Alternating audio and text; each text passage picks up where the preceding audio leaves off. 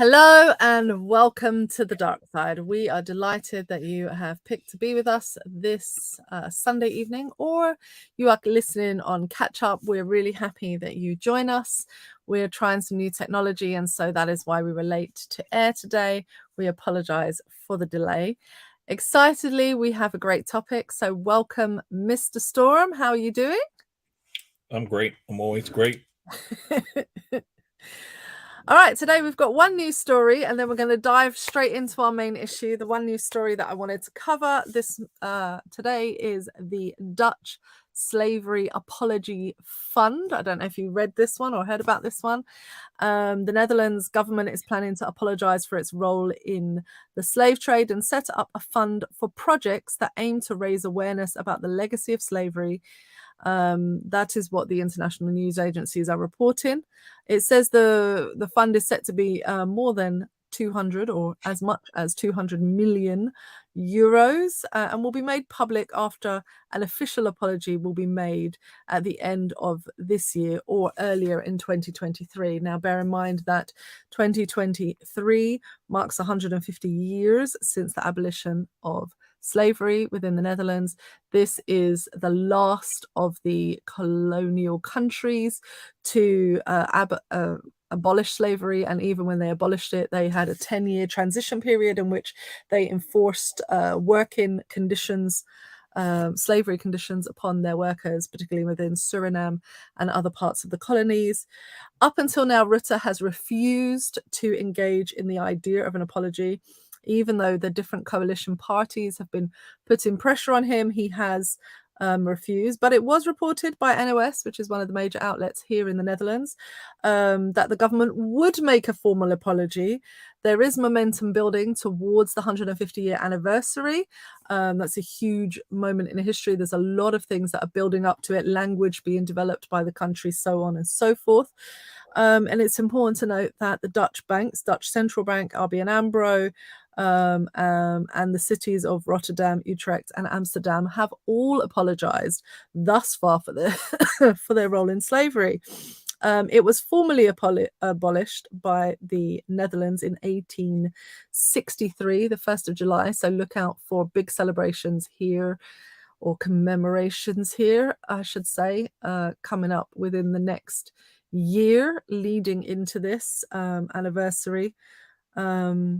Some would argue that it still took a further 10 years, so really it's only 140 years, but whatever your arguments, it is interesting to say that they are setting up a Dutch slavery apology fund. This is not reparations. I think it has been reported by some media outlets as reparations. It's important to note that this is an apology fund, and it's there set up to look at projects that raise awareness for the legacy of slavery. And so, yes, the Prime Minister said it's meant to be in recognition of the horrific suffering inflicted on those who were enslaved, in recognition of their struggle and resistance that there was, and of course, recognition of the social impact of the period of slavery to the present day. Mr. Storm, any thoughts on this major news story breaking out of the Netherlands? Yeah. Look, I think it's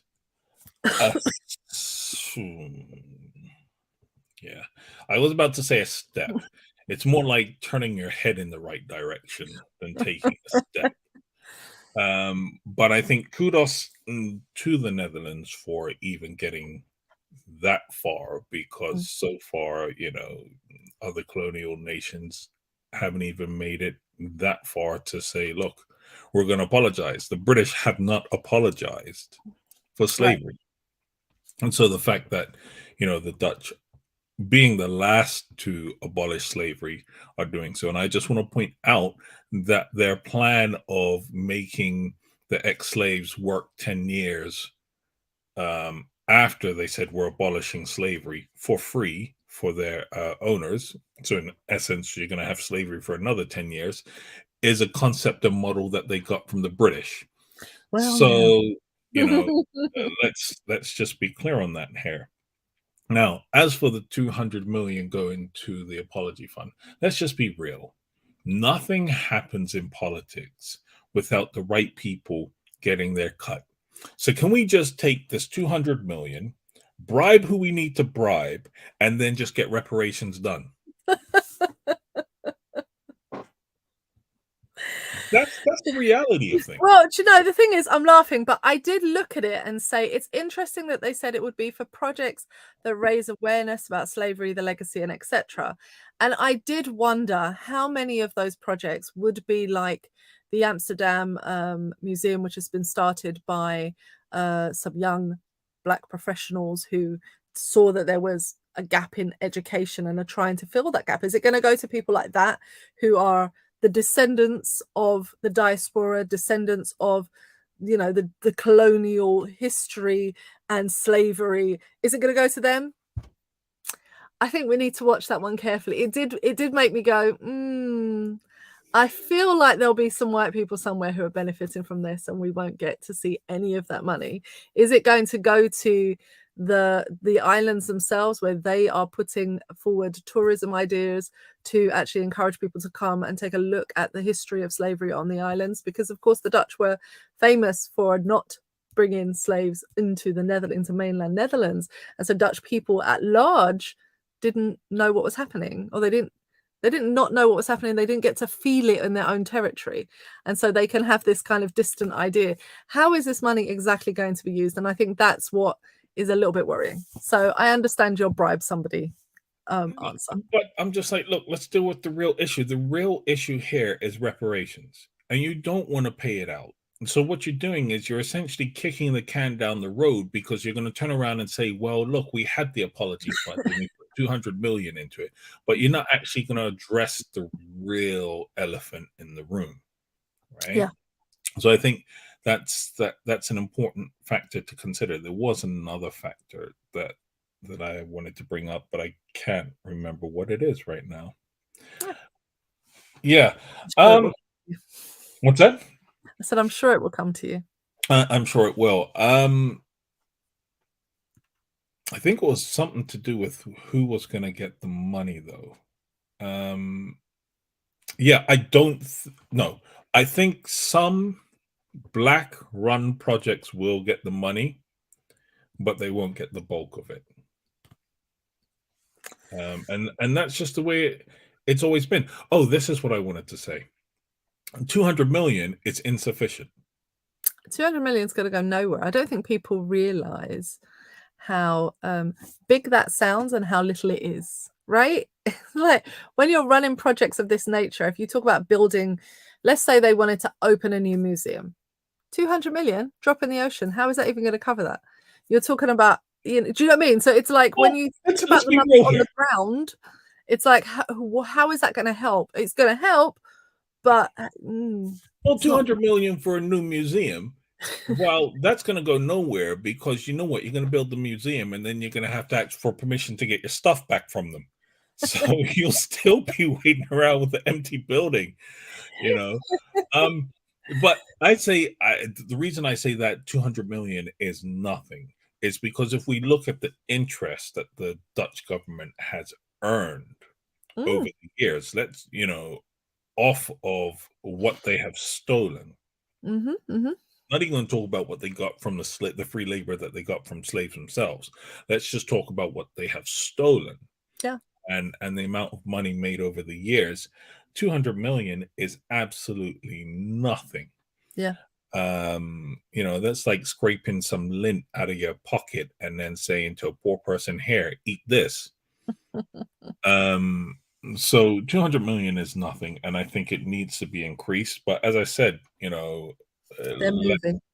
Let's give kudos to them for even beginning to turn their head in the right direction. I mean, I think it's impressive, and I think it makes a newsworthy story in our line of work, so to speak, because how many times do we get to report that? Let's be honest, you know, we've been doing this for a number of years now, trying to raise awareness about these things, and how many times do we get to report that a government, that a country is going to make that kind of a step?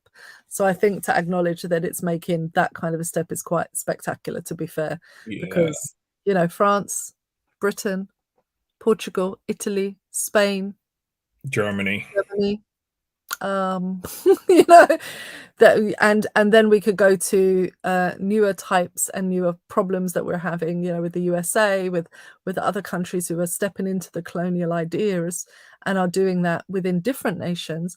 And again, we're still asking the same questions. What reparations are you making? What apologies are being made? We'll wait. The list of countries could be held on one hand. Colonialism never stopped. Never No, stopped in any real shape or form, you know. Yeah. that's So what it is. And to that end, we're going to be talking today about a very interesting topic. It is about really, I guess, structural racism in some ways and how that informs the way that we think and how it affects everyone, not just, I think a lot of times we talk about how it has affected the relationship between Black and white people, but actually there is a wider issue in how it's not just a relational aspect between Black and white people. There are structural elements that have affected all of our thinking. And so today we're looking at Black pop culture, and I labeled it Black Princesses and Representation, but officially I think I've titled it something different. And so this week we've had 3 different stories arise, 2 of which are about princesses, strangely, which highlight, I think, an issue in popular culture, an issue in actually just the way that we are socialized that affects all of us, and how can we work towards undoing some of that indoctrination that we face with white supremacy. And so here is this wonderful piece. Disney, since it's been doing these live action remakes, has been announcing as it goes along who the actresses are that are going to play these parts. And it's important to note, I think this is really important to note, that they've done live actions of Cinderella, Beauty and the Beast, so on and so forth. And most of the actresses have been white actresses that have played these characters. And then we had Jasmine, which was played by an Asian British actress. We had Mulan, who was played then by an Asian actress. And now we have The Little Mermaid. And since The Little Mermaid has been launched, and Halle Bailey, I must not say Halle Berry, Halle Bailey was announced as its star, the internet world has gone crazy. Snowflakes have lost their mind. People have been falling on their sword. And Disney released its trailer this week. The film will launch next year, I believe. And all it is a trailer. And so far, YouTube have had to turn off the dislike button because it got 1.5 million dislikes in 2 days.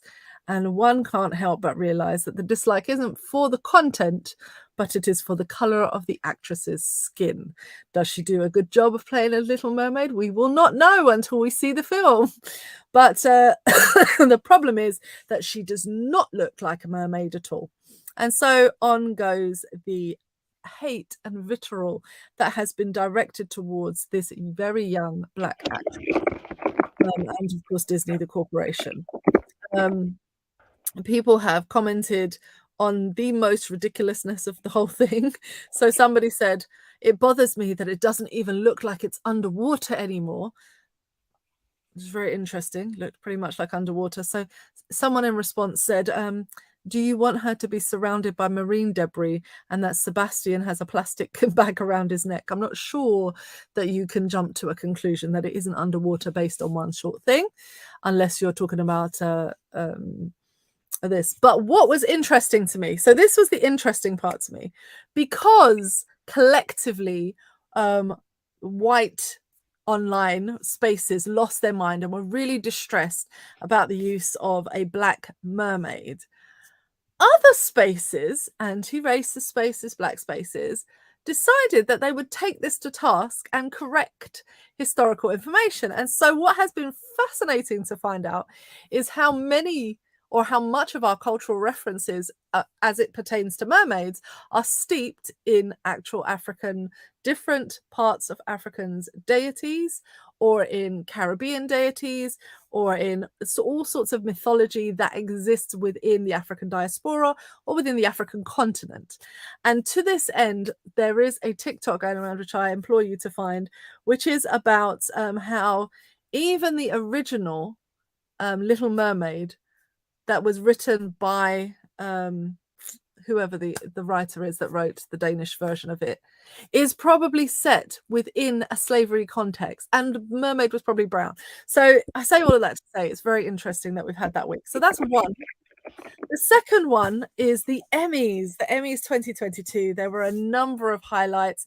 The fact that 4 beautiful, different Black women won Emmys was amazing. Zendaya, Quinta Brunson, Cheryl Lee Ralph, Lizzo, all won, and there were a variety of vivacious, strong, wonderful Black women who are creative and bringing something to life. The story that struck me was about Quinta Brunson's Emmy Award. Now, when she was received this, if you haven't seen it, don't watch it. It'll probably make your stomach sick. But anyway, watch her bit. But the bit that precedes it is not so comfortable. So Jimmy Kimmel is on the stage and has decided to fall out and pretend to be unconscious. And so Quinta Brunson has to climb over him in high heels and a very beautiful dress to get to the microphone and then proceed to do her acceptance speech with him laid out on the floor. No one could get him to move. She tried to encourage him to get up. Some of the other presenters tried to encourage him. This isn't the time for this, get up. And he refused and lay on the floor. Now, his apology. She was actually due to go on his show anyway. And his apology said, "I'm really sorry. It was a dumb stunt and I was drunk." So, of course, Twitter has taken Jimmy to task because this is not the first time that Jimmy Kimmel has done something like this. During the fiasco that was the Moonlight Oscars, he was also accused of racism for some of the comments that he made. This is not unusual for him. It's never far from his lips.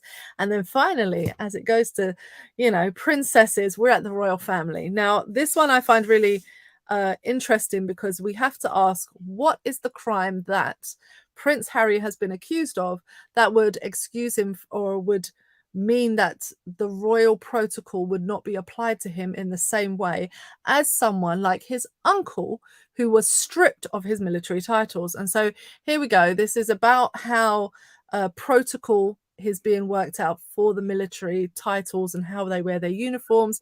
In the case of those who serve in the military, it's not a rite of passage that you get to wear your uniform after you're finished.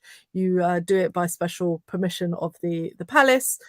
And so on special occasions, when the representation of the working royals comes out, they wear it by special representation. Now, important to note that the two people in question, Andrew and Harry, both served in wars and were actually in the military for the longest periods of time out of all of the other relatives. Andrew for 22 years, Harry for over 10 years. Harry served in tours in Afghanistan several times, and Andrew in the Falklands War. However we feel about the wars, that's the reality. The reality is that Andrew was stripped of his titles because of his sex offender history, his all of that stuff that we've spoken about before. And Harry just stepped back from being a frontline worker in the royal family. That's all he's done. He married a Black woman and stepped back from being a frontline worker. That's it. And so what crime did he commit that when it came time for his grandmother's funeral, and I think that's a context that you have to bear in mind, his uncle gets given the privilege of wearing his uniform, whereas the rest of the staff are left scrambling to try and make sure that Harry gets to wear the uniform because they were going to deny that. Now, some people have said, oh, but it's protocol. It is protocol that if you've been stripped of your medals that you don't get to wear them again. That's protocol. But he gets to wear them. And the reason being? I don't know. I don't know how any of the people caught in any of those scandals would feel, any of those crimes would feel that Andrew gets to wear his titles and act like everything's okay. Whereas the question has to be asked of, well, what did Harry do wrong? Exactly. What did he do? He married a Black woman. He stepped back from being a first line royal, which means that he does the immediate stuff, to being a second. That's it. And lots of people are within that position. And so it is disturbing that this is the argument that keeps coming up. It has meant that they've said that he's not allowed to go to his grandmother's wake because of protocol. Protocol keeps being given out. And again, you have to ask the question, what did he do wrong? What was the crime that he committed? Crime that he committed of marrying a black woman. And so I think it raises a really interesting set of questions about the perception of blackness, the perception that some people have it easier because they are of light skin or they have passing privilege or all of these questions. When in fact, what we see played out is when it comes to the black experience, there is not a monolith, there's not one experience, but there certainly is something, a commonality, which is this idea of exclusion, this idea of it not being mainstream, this idea of it not being the norm, and how does that actually affect what we're doing. So those are my 3 stories that will lead into this part. Mr. Storm's going to take it away. I'm sure that's why you guys tune in anyway, is to hear Mr. Storm talk about these things. So I'm turning it over to you. What's your response to the 3 pop stories I've called them for this time? Pop culture stories. Well, I just want to rebuttal that statement that you made. I want to present a rebuttal to it that people tune in for me. I am sure people don't tune in to hear me mansplain you. No, indeed. I don't think they do that. Right. So here's the thing. I think there's a common link between all of them. I think these 3 stories you cannot disentangle one from the other.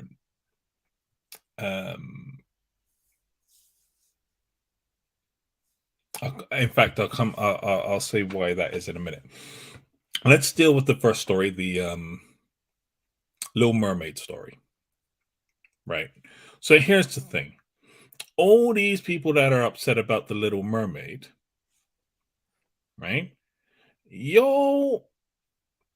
What exactly is it that you're upset about? Because the real story by Hans Christian Andersen is actually one in which the Little Mermaid dies. Right? You weren't upset that she lived. That you weren't getting the Little Mermaid when she lived. Right?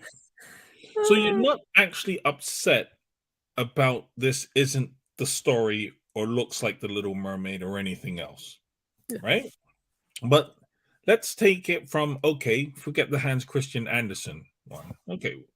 Since we know that the Disney version isn't actually the story of the Little Mermaid, right? Because I think that's what we need to dig into now. The Disney story, the Disney movie is not the story of the Little Mermaid. No. It is Disney's story about a Little Mermaid. Yeah, right. Right? And so if that's the case, then understand this. Disney own that property and those rights and can therefore do what they wish with their own property and their rights. So y'all that are feeling butthurt about there's a black mermaid now on the screen who you say does not look like the Little Mermaid, if you want a representation of the Little Mermaid and that's true to the real story, I suggest you go see the statue that's in Copenhagen. I've seen it. It's tiny. I was so surprised. Hey, listen, I bet you they're not going to say, hey, this Little Mermaid is tinier than the one that I'm used to.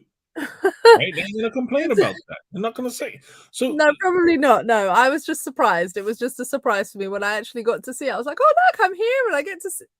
It's really small. I was expecting like a big up statue. Yeah, right? So, yeah, I just want to make that point that they're not actually upset. No. Because you don't actually have Disney present the story of the Little Mermaid. Secondly, in one of their animated movies of Little Mermaid, because you have more than one, Ariel meets a black mermaid. So we know black mermaids exist within Disney's world of mermaids. Yep. Right? There it is. And so it's not, it's not beyond the realm, so beyond possibility that within Disney's world, actually Ariel could be black. Yeah. Right? And I think the third point I want to raise It's actually a tweet that I saw, Okay. right? And it was funny, and it was actually it touches on the news story that he said today, and it was, with all the black people that you all threw into the ocean, you didn't think at least one of them was going to come back as a mermaid, right? And so, look, the reality is, people, anyone who is saying they're upset about the Little Mermaid is not upset about the Little Mermaid. They're Mm, upset that they're mm, seeing a black mermaid, mm. Mhm, mhm. Yeah, right? yeah. I think Um, that's can and only be. and I think what you're now seeing is that this whole idea that, hey, you know, it's the whole idea of free market and capitalism. If somebody owns something, they can do what they want with it. Mhm, Well, mm. now you're seeing it in conflict with white supremacy, and you're seeing the results of that. Yeah, Because when somebody owns something, as yeah, Disney owned the rights to their version yeah. and their story Mhm. of the Little Mermaid, and they say, well, we're going to do what we want with it, now you're seeing Now everyone's throwing their white toys out of the supremacy in pram. conflict with capitalism. Yeah, indeed. Right. So that was the first story. The second story was the one regarding Ginger Brunson. Jimmy Kimmel and the Oscars. Emmys. Sorry, the Emmys. Mhm. Um, Look, I think that was actually quite symbolic of just what black women have to do to win these awards. The only way you're going to win these awards is by stepping over the bodies of some old white men. I mean, she was gracious. I gotta be real with you. And she has Look, come out so graciously. A lot of us have said, I don't think we have as much grace as she had. well, I think I no, I think it's I think there's a lot more at play in the story here. So Jimmy Kimmel and what he did was wrong, and he may have been drunk, but I have heard her speak on this, and she says she's known him for a long time, Mhm.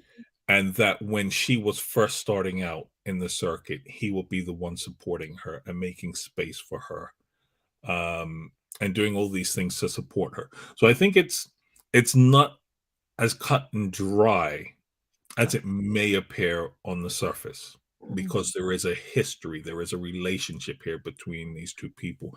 And Mhm. anytime there's a relationship, then it gets a bit more murky to Yeah, say, yeah. well, you know, It's this or it's that or it's this. Yeah. right. But I do believe that had it been a white man up there, it would have gone very differently.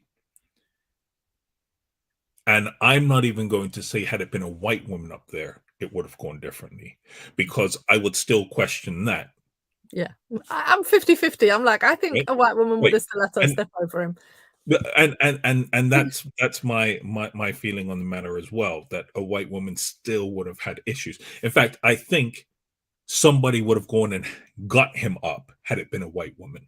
Maybe. Well, I mean, people did try to get him up in that defense. Mm, People did go up to him. The mm, presenters, as I saw it, the presenters, as soon as she came kind of onto the stage and they kind of like, well, you can't lie there. I yeah, mean, make a joke, but move to the right. side, kind of, you need to get out of the way, out of her way. And they did run to her kind of aid to go get up off the ground, Mhm, but he just wasn't shifting. right. He played dead And and lay on the floor. right. So as I said, I think it's a good illustration of what black women have to do to get awards. Mhm, I mhm. think it's not as cut and dry and as black and white as we would like to make it, or No, some people would like to make it. yes. Yeah. Um, and I think the third thing that comes out of this is, yo, Jimmy, go get help for your drinking problem. Alcohol is not your friend, eh? No, but I mean, let's be real. If you have history of these behaviors and I mean, making a always linked fool to of yourself on alcohol. the biggest stages and upsetting and ruining other people's nights, right? Then I think we have a lot to talk about. and Yeah, you that's might true. want to seek help. And I think one of the other things to point out is that, okay, it's not physical violence, but the disruption it caused to the events is not that dissimilar to what happened between Chris Rock and Will Smith at the Oscars. And nobody is having the You said they did. conversation of whether Jimmy Kimmel belongs in those spaces or not. That's true.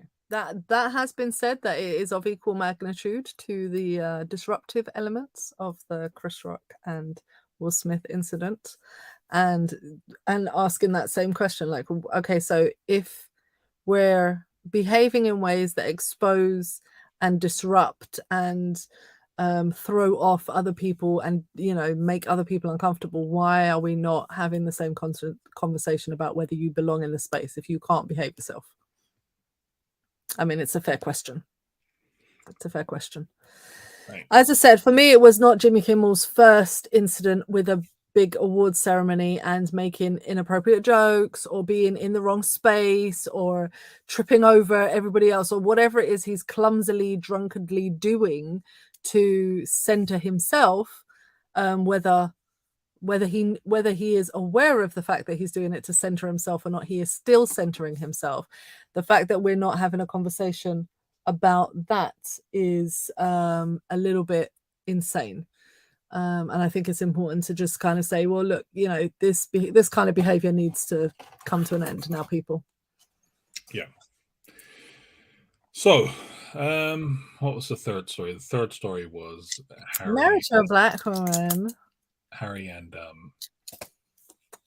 Andrew and the uniform gate. I'm glad you got the name because I was just going to say the alleged kitty fiddler.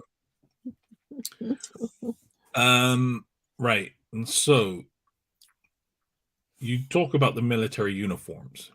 I think there's another massive thing that comes out in this story. Actually, you talk about the fact that they had to get permission to wear the uniforms. Harry's uniform had the royal insignia removed from it. Did it really? I didn't even notice that. It's blooming cheek, isn't it? Right. For what crime? As For you what said, crime? marrying a black woman. I mean, really? Now, no, here's the We thing. need to have this in perspective. What crime has the man committed that after 10 years of service and all the work that he does with anyway, sorry, go on. I'm interrupting. Go ahead. Right. So, look, I don't believe in all the pageantry. I already gave my feelings about the monarchy in last week's show. Well, I touched on my feelings on the monarchy. I never actually went into real depth and told you how I really feel about them. No, we're not monarchists by any So, stretch of imagination. I disagree with. Look, it's a whole waste of money, right? But I think what it does, or what has happened to Harry, undermines the arguments that monarchists have for the existence of the monarchy, right? So one of the things that they give in favor of spending and spunking, however millions up the wall on somebody who's dead, right? Don't even get look before I go on that. Why couldn't they pay for this funeral themselves? They got plenty of money. Oh, listen. So they spunk all this money up the wall, but one of the arguments that they give or monarchists give for why they believe the monarchy is a good thing is that they say it's about the service that they give to their country. Well, Harry served 2 tours in Afghanistan, has numerous medals from his tours of Afghanistan. So if you're going to talk about it's the idea of service for your country, well, then surely the treatment that Harry is receiving, the monarchist should be out in support for what he's done. Mm. So why aren't you? Because it's not about service. No, it can't be. You can't have your cake and eat it on that one. No, you can't. Right. So I think, one of the things that it really does, or the treatment of Harry really does, is it shows the hypocrisy Mm, mm, mm, mm, of mm. what's happening, and it shows that the real motivations behind support for the monarchy is not service. And I Mm. think I think also, but when saying that, I think we need to be mindful that there's two sets of people, Okay. right? And that is there are those that support the monarchy because they understand that it's about power, privilege, wealth, and their own interests. Hmm. And there are those that support the monarchy and believe and say it's about service because Hmm. they've been brainwashed into that concept. Yeah. Right? Because if I said to you, what service does the Queen actually carry out for the country? Well, most people would tell you the standard answers are she serves by going and having her liaisons with the different countries and meeting with people and dignitaries and hosting them as they come to our country and raising the profile of the UK and what's the tourism. It's a real huge pull to have a sitting queen in the magnitude that we have because people come and they want to be part of the ceremonial things. She has been, you know, doing that Listen, stuff. I'm not a monarchist, so I can't go any further than that. Don't ask me for anything deeper than that. Don't look at me but for extras, please. here's the thing, if that's what you regard as service, I'm like, sign me up for some of that. Where do I put my job application in? Because I will go far and beyond what she did if you're going to be paying me the same amount that you paid her. Yeah, yeah. I'm like, your dignitaries coming in. Yes, Mr. Macron, I'll spit polish your shoes. Jeez, man, for 12 castles? Come on, it's a cheap deal, you know. I'm like, no, no, no. This isn't about service, right? It's about wealth. It's about filling Well, your pockets. I think it's also about people's ideas of what service is because and I think the point that you make about being brainwashed is also part of it. Because for the everyday average monarchist, by which I am no means a monarchist, when they talk of those things, they talk about them as these lofty ideals of greatness and wonderful things that they're doing for the country and the millions that she brings in, of course, with the millions that it costs us, and so the budgets offset each other, so to speak. But they don't think about that. They have this real lofty ideal of what it is to be in that position and do that service acts, but not really making the associations and not able to make the associations with actual sacrifice and service. And so this definition of what it is to serve your country becomes really important because putting those two things together, I think, seems to require a lot more from people than they're able to give. And this idea of brainwashing and keeping people controlled and limiting the amount of information they have and not educating them in the ways that they should be so that they are within indoctrinated systems is just part of the machinery. Because when you ask people to put those two things together, well, you're really celebrating the service of the military, huh? And so Harry's a serving military 2 tours in Afghanistan. He got promoted, he has rank, he's done more for those who have been disabled and have PTSD and all of that, disabled military and ex-servicemen and so on and so forth. He has all the games that he does that goes across the globe and does all this work. Service. Oh, to put in those two ideas together seems, and I'm not trying to be rude about people, but it does seem really difficult for them to do. It seems like when they think of the royalty, they have one hat on, and then when they think about military, they have a different hat on. Yeah, Because we and also have to remember that when Harry was serving, this was a huge controversy because he didn't want to serve in the ways that his uncles had served. He wanted to be in the actual thick of the tours. He wanted to do the work. He didn't want to serve in that way. He wanted to actually serve like all the other recruits that he had gone with. And right. if you remember, that was a massive controversy. People were upset. It's going to cost the government money to have extra people there. And if they know that the prince is on the front, people will act a certain kind of way. This was hugely controversial, but he Mhm. fought literally and physically to be there. Yeah, I think I'm going to start a petition for a referendum for Harry for king because, as I said, I'm happy to pay you all that money if you're going to go into one-on-one combat and be like, "Yo, winner takes all." Harry's down for that, and he's willing to go on the front lines, willing to put his life at risk, willing to do that. Fine. You know what? Take the crown, take the monarchy, pay him the money, and you know what? When someone wants to come to war, we just trot them out, say, "Send out your best." We send out Harry. And hey, Harry, I'm sorry, I'll pour 40 on your grave, but that's the But he reality might, of I mean, he might win. He's a he scrappy might young win. man. You never can Yeah, tell. he might win. He's And a little fighter. if he wins, well done, and But carry that's on. good. You know what I mean? Keep calm, carry on, and you can have your castles back.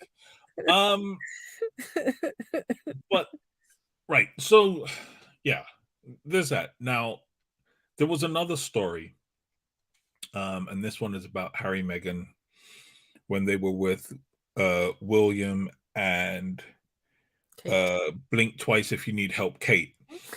And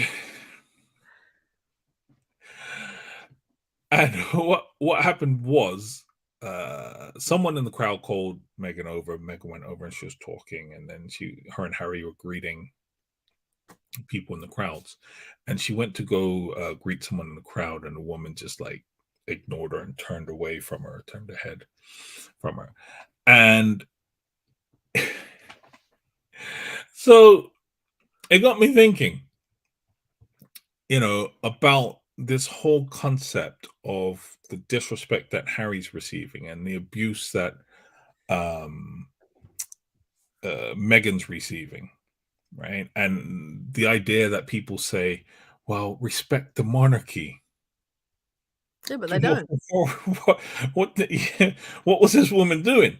You're out to pay your respects to the queen and the monarchy, and then you disrespect the monarchy. Because she is, whether you like it or not, part of the whole process now. She part of the thing. Right. Okay. So there's that. But it also got me thinking about when we look, as I said in the beginning that these stories, in my opinion, have a common thread and a common link, and they're all intertwined. And so you look at the reception and the behavior towards Meghan.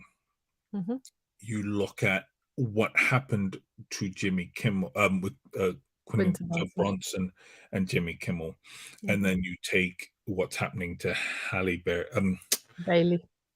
Bailey and The Little Mermaid.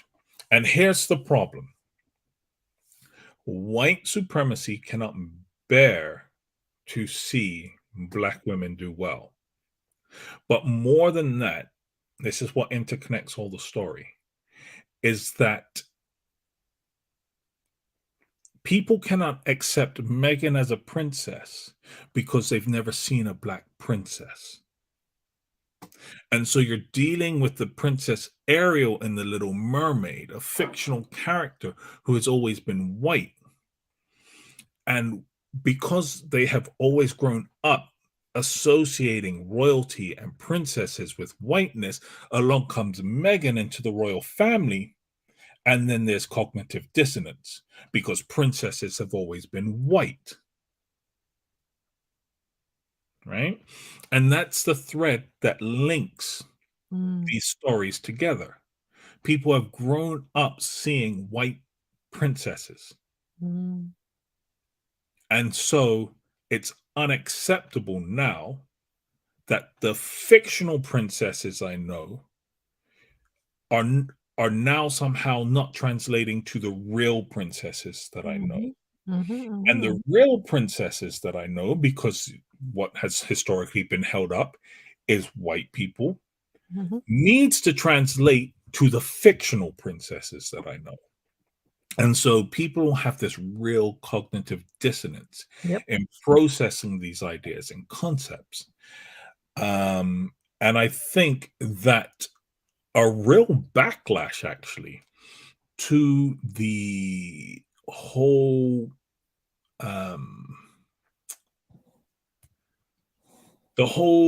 furor over having a Black Disney princess is in part shown in the success of the Warrior Queen and the release Ah, and the release. I can't wait. I cannot wait. You're Well, right. it's There was well, another story. but it's out in the States, I know there was another and story. it's actually done 25% better than they expected it to do. You, And Jesus. I honestly believe that in part, well, we turn up and we turn out, Mm-hmm. right? Mm-hmm. There's that, but I also actually believe that in part, it's part of this is due to the backlash over having the Disney princesses or black Disney princess Yeah. and white supremacists losing their mind over this. Mm-hmm. And so, actually, I do think that the success of the movie so far actually will bode well moving forward because I think the more people get, the more people in white Western spaces get accustomed to the idea of black royalty, Mm. the easier it will be for them to swallow what will still be a very bitter pill. For sure. Okay. For sure. Um, and I also believe that in part this is a result of the failure of the educational systems, Yeah. right? Yeah. To teach black no to teach accurately the history. I'm not even going to say black history, because when these colonizing nations went to these countries, kings and queens already existed there, Yeah. and you don't speak of them. Yeah. They're removed from your books. And I Yeah. was thinking, I was thinking to myself the other day, and so I forgot what I was reading, but I thought, you know, they say that uh, the victor gets to write history. Mm-hmm. History is written by the victor. Mm-hmm. Then I think if that's the case, that African nations need to understand you still haven't won anything because you're still not writing your own history. Yeah. Yeah. That is still being written for you by the colonizers. Mm-hmm. Mm-hmm. And if we take that adage to be true, until you start being in a position to write your own history as Mm-hmm. well as your own futures, you Mm-hmm. haven't won anything. Mm-hmm. I'm going to sit and ponder this one for a long time. This week is going to be long. Yeah. Yeah. Yeah, that worries me. And it should. That It worries should, me. because I think what has happened is that people are in a false sense of security. This idea that we have our Mhm. freedom, Mhm. we Mhm. have our Mhm. independence, we have all of this. No, you don't. Because your history curriculums are still very much those of your colonizers. You are not being able to write your own history and tell your own stories.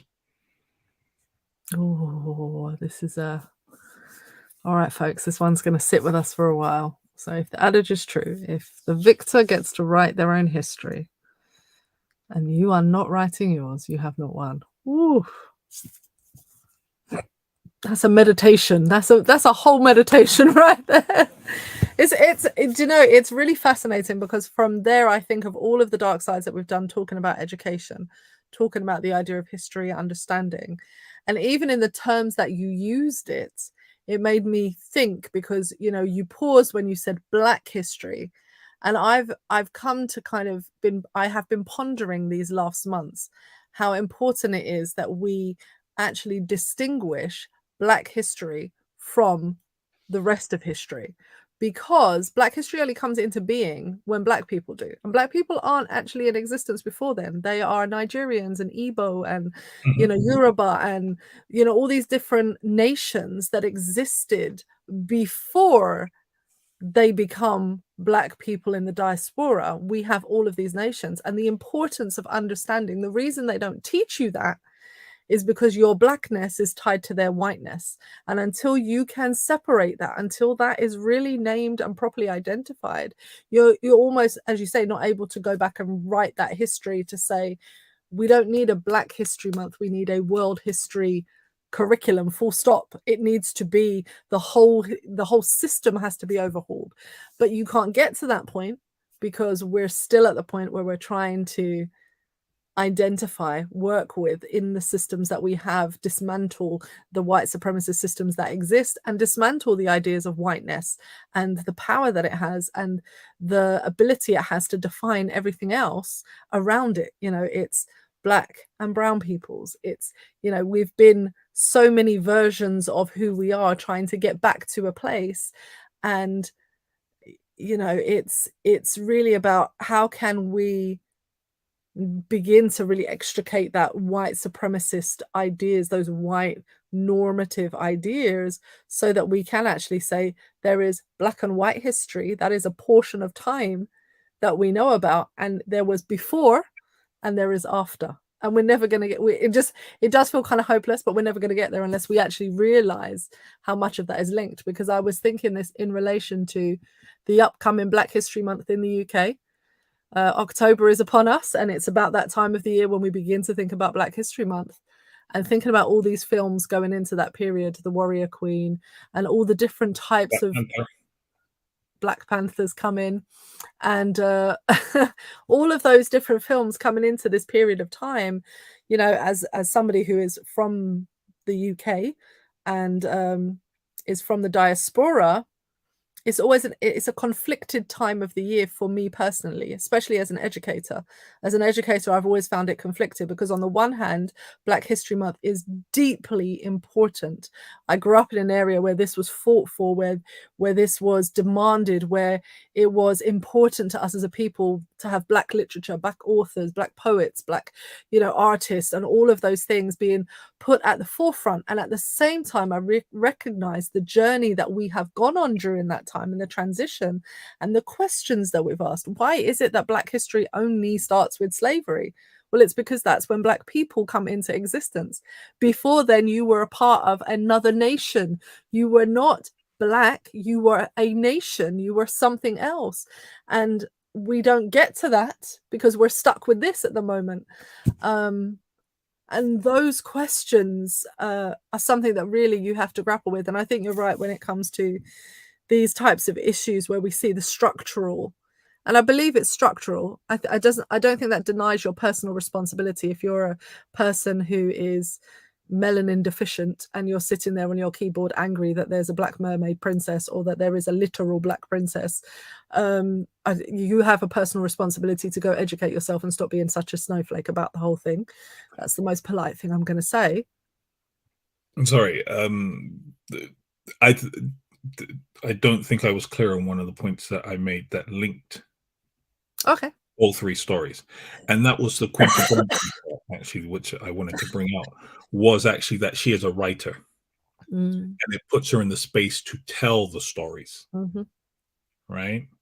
And so, as I was saying, the all three are linked because The Little Mermaid is a story, and it's not the original story of The Little Mermaid. Quinta Brunson now puts herself in a position to tell that story as a writer and now as an Emmy Award winner. But not only can she tell her own stories that she wants, but she will also be able to tell the stories of Megan. Yeah.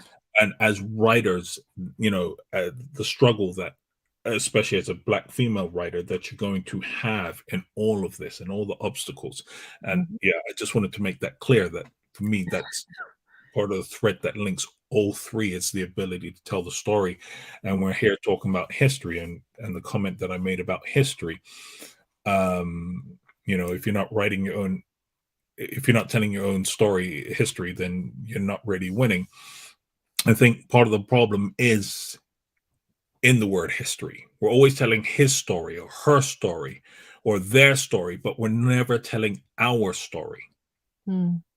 And until we start telling our story, we will never have a truthful story. because our story is to acknowledge that Black history is intrinsically entwined with white history. We did not make ourselves slaves. We did not buy ourselves. Nope. Okay? In separating Black history into white history, from you're divorcing Yeah. the role of white people in the story. And this is why I say it can't be his story, her story, their story. It has to be our story, because it's only when you combine the two and that you're going to actually achieve a truthful story. Yeah, 100%.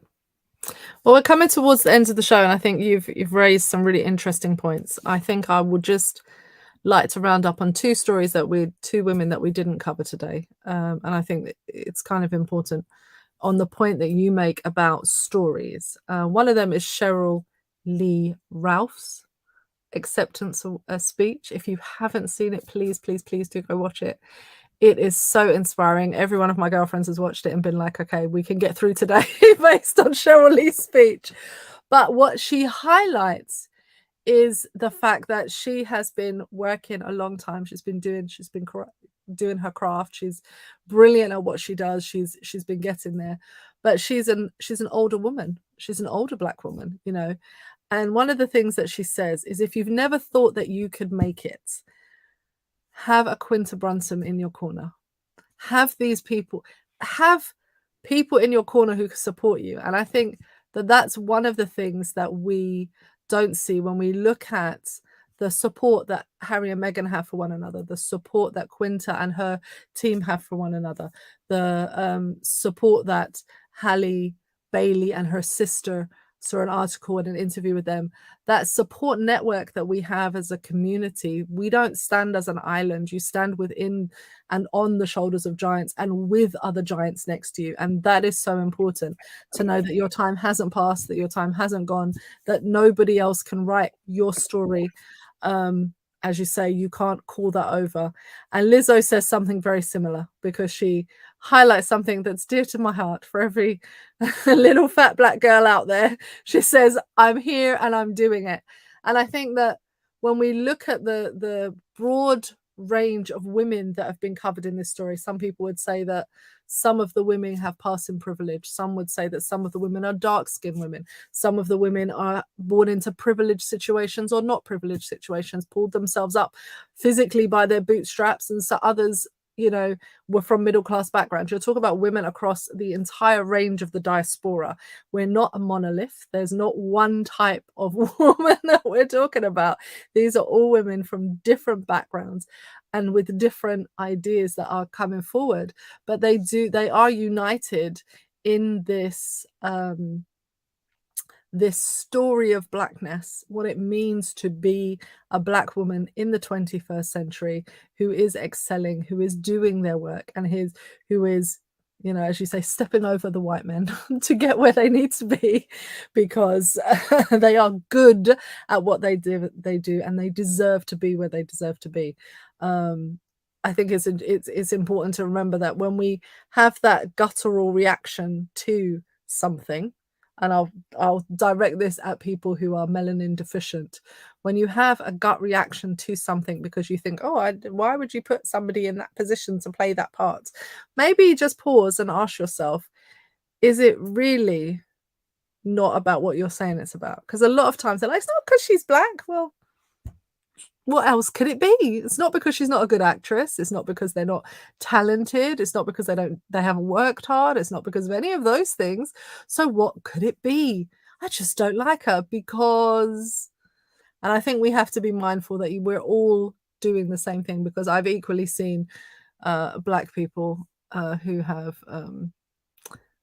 same indoctrination into the same system and who feel the same way about Miss Halle playing the Little Mermaid. So we have to be mindful that we're all in this same system, and we have to really examine our motivations, our ideologies, and really step outside of ourselves and really ask difficult questions about what we believe, so that the stories we can tell can be greater and better and do better. And also go see The Warrior. Right. Queen. Yeah.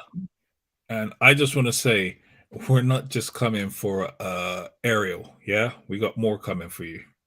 Okay. This is what you've been waiting to do. Detangle. Not seen that.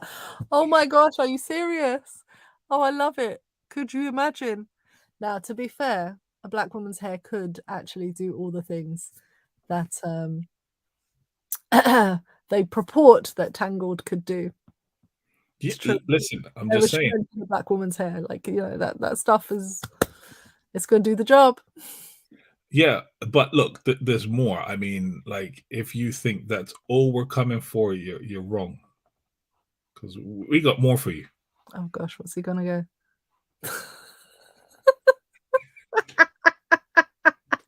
What do you Oh my gosh, you're really enjoying these, aren't you? Where have you got Listen, this from? listen, listen. The internet is undefeated. Internet will always be undefeated, Oh right? my gosh. I Listen, haven't even seen all of these. right? Listen, they come in for the real classics now because I'm like, if you think that people were upset before, wait till they see this. Can you imagine? Can you imagine Medea in the Golden Girls though, for true though, for true. Can you Listen, imagine? That would tickle everybody. That would be hilarious. yeah, there's more out there, but as I said, look, Those are just a few of your favorites. the internet will always remain undefeated. That's just the way it is. So, yeah.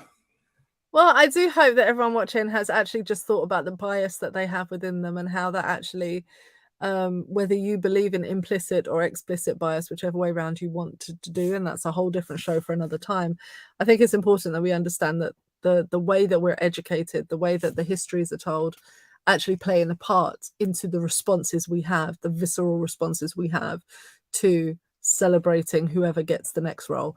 And it isn't, as I said, it's not as if there hasn't been a million live action princesses who have been white. This just happens to be one of the rare ones that's brown. Look, Let it the go, only people. look, I've said it before and I say it again.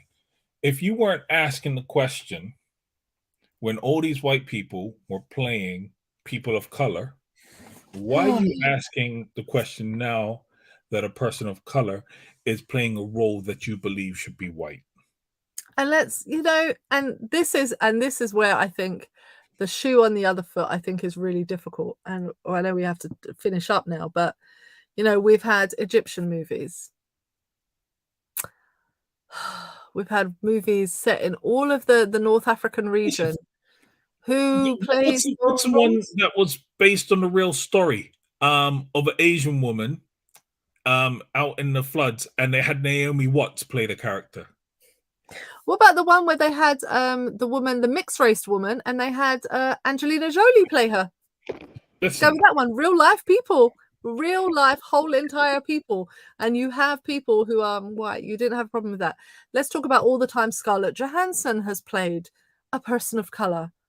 She's gone throughout half the diaspora and managed to find roles of people for people of Asian descent in all of these films, and so on and so forth. But the outcry somehow is missing when you have white actresses and actors cast in roles that really clearly are not for white actors and actresses.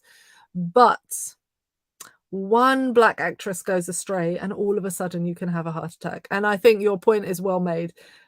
When capitalism and colonialism collide, you have a problem, right? When the two C's come together, there is a real challenge because capitalism says Disney owns their own property and can do whatever they want with their property, quite frankly. And if they so desire to have every princess from now on be a person of color, that is their business, is their films, is their stuff. You can take your snowflake behind and go elsewhere. But do they bend under the pressure of the colonial mindset? Does that give more weight? And it is really those two things. When you're purporting that capitalism means that people can do what they want and then saying, oh yeah, but only if it suits me, then we have some interesting challenges. We have some interesting challenges ahead. Well, this has been The Dark Side. Thank you for joining us on The Dark Side. We appreciate that. Next week we have an exciting episode. We've already lined up a guest, so do come back and watch. Same time next week, 9 p.m.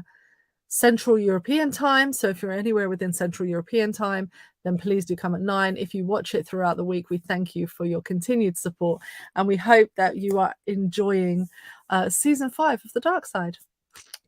Are you going to tell them who the guest is? Do you want me to tell them who the guest is? It's up to you. It's your show. It's I our was just asking. It's our show.